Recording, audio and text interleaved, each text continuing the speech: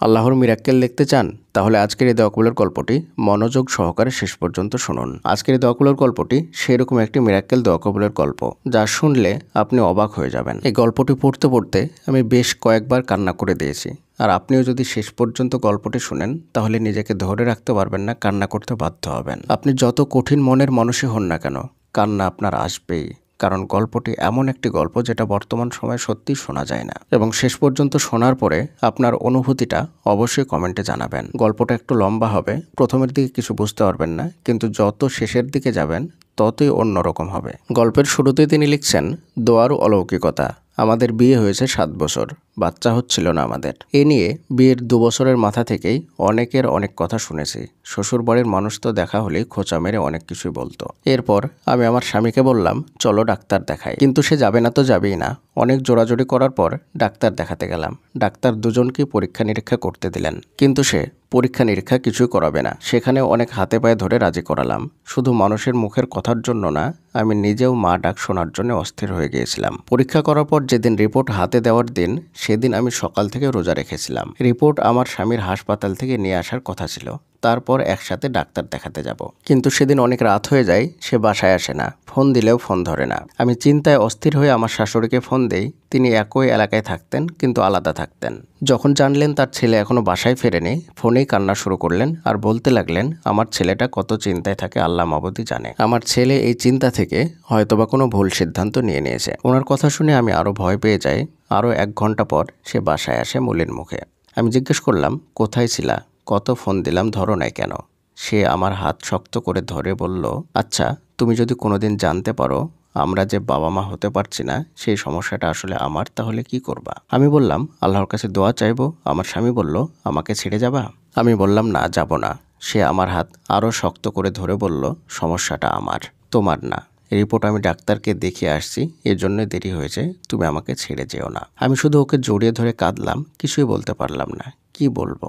বাচ্চার জন্য এত আদর করা স্বামীকে নিশ্চয় তাকে ছেড়ে যাওয়ার মতো বিবেক আমার নাই। আমি আমার পরিবারের কাউকে জানাইনি, সেখানে স্বামীকে ছোট করতে চাইনি। কেউ জিজ্ঞেস করলে বলতাম, চেষ্টা করছি, আল্লাহ চাইলে হবে। এরপর তার বাবা মাকে ডেকে সে এই সমস্যার কথা বলল। আমার শাশুড়ি তো কেঁদেই যাচ্ছেন আর বলতে লাগলেন, আমি তাবিজ করেছি আমার স্বামীকে, তাই এমন বলতেছে। আমার স্বামী ওনাদের অনেক বোঝালেন, কিন্তু কোনোই লাভ হলো না। কৌতূহলে প্রায় প্রতিদিনই জিজ্ঞেস করে, আসলে আমার স্বামীর সমস্যাটা কি? এতে আমি আরও ট্রমায় পড়ে যাই।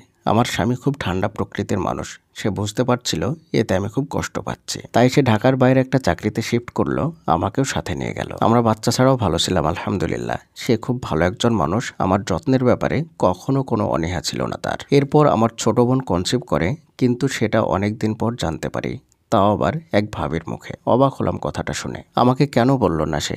এরপর মাকে জিজ্ঞেস করলাম। মা বললেন, তোর বাচ্চা হয় না, এজন্য শুনলে যদি কষ্ট পাস এই ভয়ে বলি নাই। আমি কেন কষ্ট পাবো জানি না, আমি বরং খুশি হয়েছিলাম।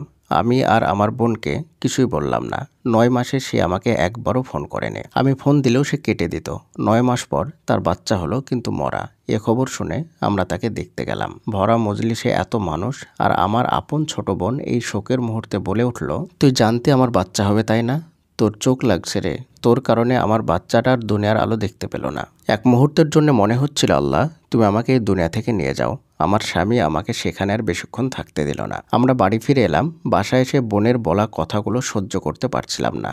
আমাদের বাচ্চা হচ্ছে না, এই দোষ আমার কিভাবে? বাথরুমে গিয়ে অনেকক্ষণ কান্না করলাম। এরপর রাতে খেয়ে কখন যেন ঘুমিয়ে গেলাম, বুঝতে পারিনি। মাঝরাতে ঘুম ভাঙলো।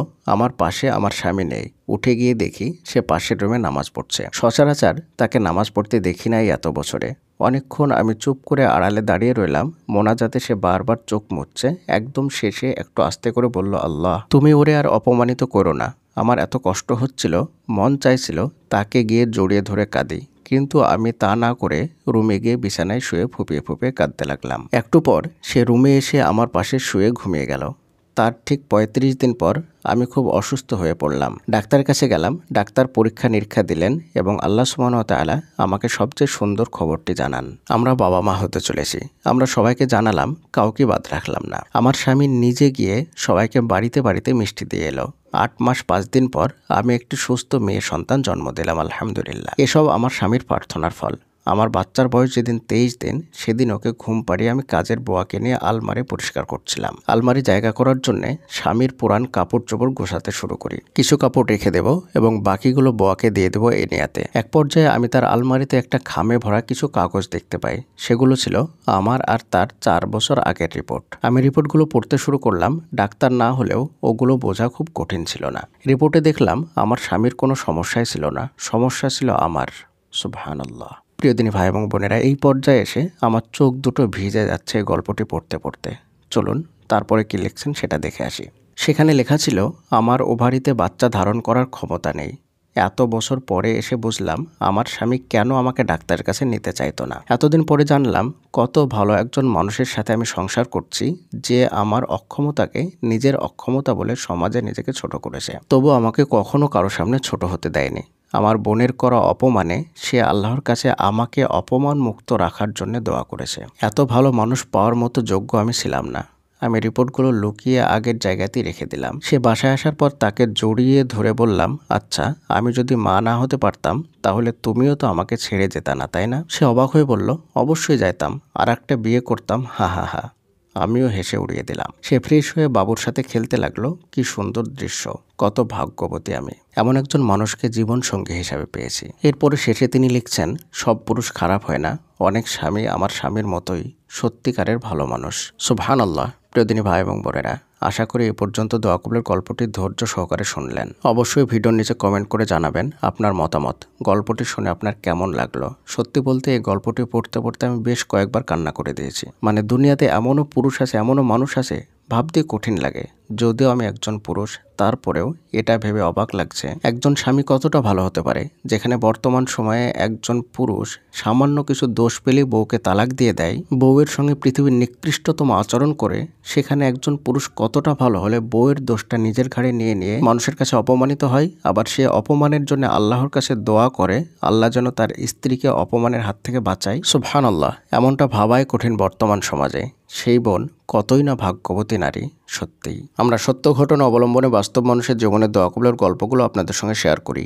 আপনিও চাইলে আপনার বাস্তব জীবনের দোয়া কবুলের গল্পটি আমাদের সঙ্গে শেয়ার করতে পারেন, আমাদের চ্যানেলে প্রচার করা হবে। দোয়া কবুলের গল্প পাঠানোর জন্য আমাদের ইমেল আইডি ব্যবহার করবেন। আমাদের ইমেল আইডি হলো khalidhasan6695@gmail.com। এটা আমরা ডেসক্রিপশনেও লিখে দিচ্ছি। আপনি চাইলে আমাদের ফেসবুক পেজটিও ঘুরে আসতে পারেন। সেখানে আমরা দোয়া কবুলের গল্প সহ বিভিন্ন ইসলামিক বিষয় আলোচনা করে থাকি। আমাদের ফেসবুক পেজের নাম হলো ইসলামিক মোটিভেশনাল স্পেস। আপনি ফেসবুকে সার্চ বক্সে গিয়ে সেখানে দোয়া কবুলের গল্প লিখলে চলে আসবে। দোয়া কবুলের গল্প এই কারণে লিখবেন, কারণ বেশিরভাগ সময় ইসলামিক মোটিভেশনাল স্পিচ লিখে সার্চ দিলে আমাদের পেজটা আসে না, তাই দোয়া কবুলের গল্প লিখে সার্চ দেবেন। পরিশেষে আল্লাহর কাছে দোয়া করি, আল্লাহ তাআলা যেন আমাদের প্রত্যেক বোনের স্বামীগুলোকে এই বোনের স্বামীর মতো বানিয়ে দেন। আমিন।